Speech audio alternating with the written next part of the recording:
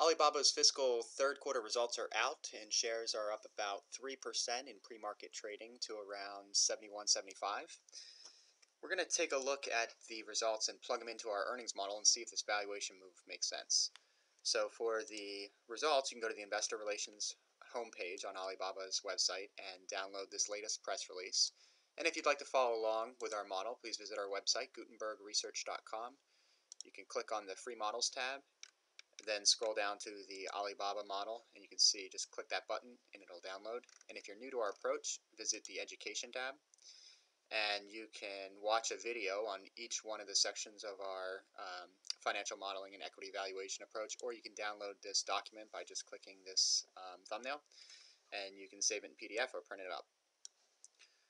So let's go to the results. So the way we're going to do this is on the right hand side of the screen is the updated model, which includes the new results in Chinese yuan and USD.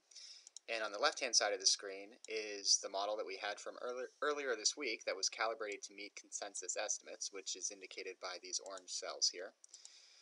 So now let's take a look at some of the changes. So if you scroll down below the income statement, we have our segment details, and that's what we use to drive our earnings in the income statement. So our focus in our model is on this China retail segment, since that's where the majority of the earnings come from. So this section here in blue. And there are kind of two important parts to this. GMV is the total potential transactions that are made on the Alibaba network. And those are transactions that do settle and do not settle. So this is the total potential that the company has. And then against that potential, they apply a monetization rate. So this is actual transactions that they've made on the network. So the way to think about this is total GMV is an indication of the strength of the Chinese retail consumer, and monetization rate is an indication of the company's performance. So on the total GMV, we had 964 million Chinese yuan, and the expectation, well, at least the expectation that would get us back to the consensus earnings estimates prior to this release was about just over $1 billion or so. So it's definitely a sign of some slowing in the Chinese retail sector.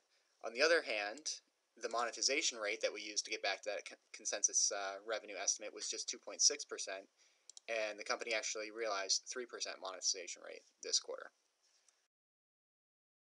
So we've used those two metrics to inform our decision about what to do in the future periods, since the company doesn't actually give us guidance, forward guidance. So if we take a look at what we did with the GMV, we actually brought it down by about 5 percentage points each quarter. So you can see for the March quarter, we had projected GMV for mobile at about 24% decline from the December quarter. So now we upped that to 30% decline. And if you look at the next quarter, the June quarter, we had about a 12% increase from March, and we had a 17% increase from March, and we brought that down to a 12% increase. So that incorporates the decline in the Chinese retail market, and we decided that we wanted to stay a little bit conservative, so we didn't actually change the overall monetization rate from what we had in our consensus-based model prior to today's release. And we also left the exchange rate constant from our prior model. And after we did that, you can see we came back to a total target price of $87, so well ahead of the 3% increase that we're seeing in pre-market today. And so we think that once analysts update their estimates, we'll see a slightly better increase, and those models should be updated throughout the day today. But just keep in mind that there could be some continued multiple contraction because of how the market is pricing the risk for exposure to the Chinese retail segment. Check back after all the analyst estimates are in, and we'll recalibrate this model to meet the new consensus EPS estimates. And be sure to join us later this evening for the Amazon release. And if you're interested in financial modeling, please subscribe to our YouTube channel. Thanks for watching.